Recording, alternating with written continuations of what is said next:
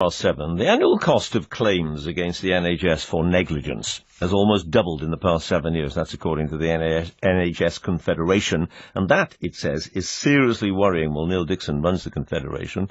Give us an idea what sort of money we're talking about here. We're talking about £1.7 billion for the National Health Service in England last year. The cumulative claims, what sits in the pipeline going forward, is £65 billion.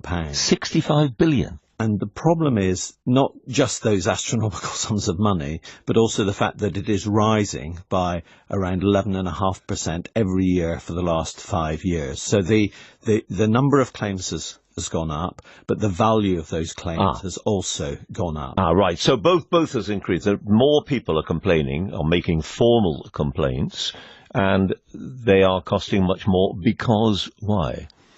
Well, a combination of factors, but one of the critical factors most recently has been a decision by a previous Lord Chancellor to change the calculation on which payments are made. And the government is beginning to look at this, and this is what we want them to look at very quickly, because there's an estimation that one change by the Lord Chancellor will have cost the public purse, not just the NHS, an extra £1.2 billion a year.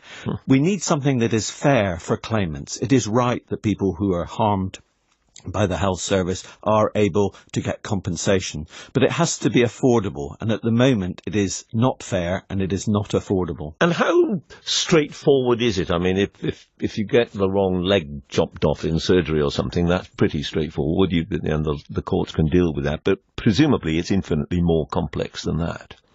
A lot of cases are very complex, but I think it's fair to say that the culture within the health service has got a great deal more open, that people are much more willing to admit mistakes.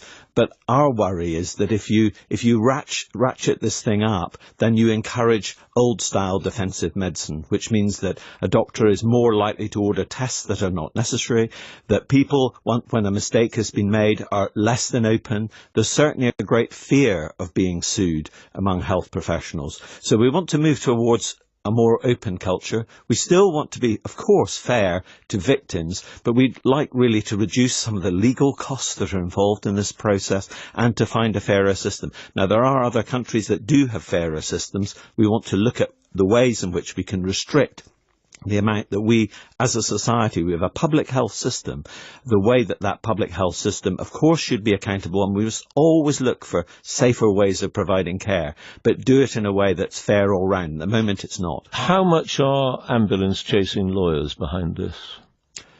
Well, I think there's no doubt that, for example, some cases are taken to the door of the court, and then when the NHS continues to defend them all the way to that door, then they just kind of disappear because, the NHS has been resolute in doing that. But that costs huge amounts of money to the health service in their costs, which they can't get back. And so, again, we need to look at that. Of course, the vast majority of lawyers are not ambulance chasers, but we need to have a system which does control that element, but also provides perhaps limitations on the amount that the costs that can be put, particularly in smaller claims, where you can end up with the lawyer receiving more money than the victim of the medical negligence. Niall Dickson, thank you very much.